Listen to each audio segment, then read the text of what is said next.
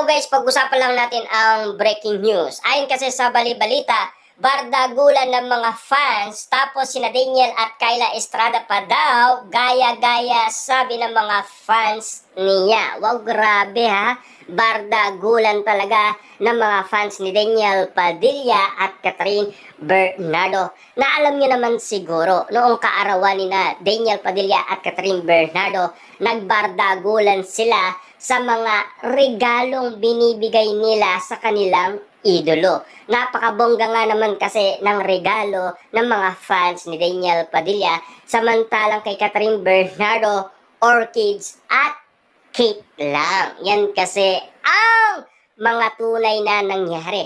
Kaso nga lang, ngayon may kanya-kanya na silang love life, may bardagulan pa rin.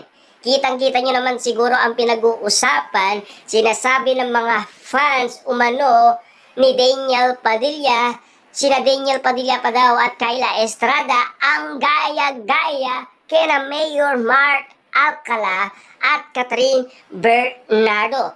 Subalit, alam nyo naman siguro na hindi tinago umano ni Daniel Padilla at Kyla Estrada ang kanilang relasyon. At sino ang lumantad? Na alam nyo naman siguro, ang gusto umano ni Mayor Mark Alcala at Catherine Bernardo, privacy ang kanilang relasyon.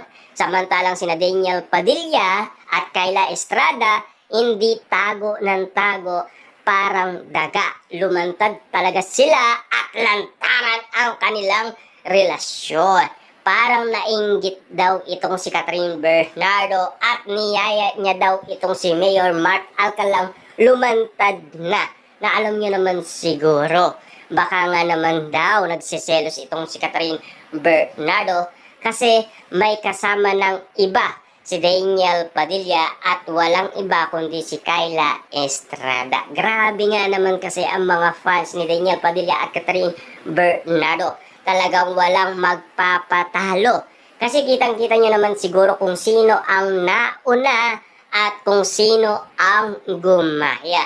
Samantalang nga naman kasi, kitang-kita nyo naman siguro na talagang minamahal daw ni Daniel Padilla si Kyla Estrada. At ganun din naman si Kyla Estrada. At lalong-lalo na, bumigay na talaga si Kyla Estrada sa nakita ng mga OFW sa Japan. Kitang-kita kasi na napayakap siya kay Daniel Padilla at niyakap din naman kasi ni Daniel Padilla si Kyla Estrada. Kaya nga naman kasi ang sinasabi, napaka-sweet at napakalambing nila. Subalit, may mga haka-akang mag-iiwalay daw ang dalawa at magkakaroon ng third wheel. Yan ang aabangan natin kung magiging katotohanan nga ba ang mga hula at prediksyon kina Daniel at Kyla.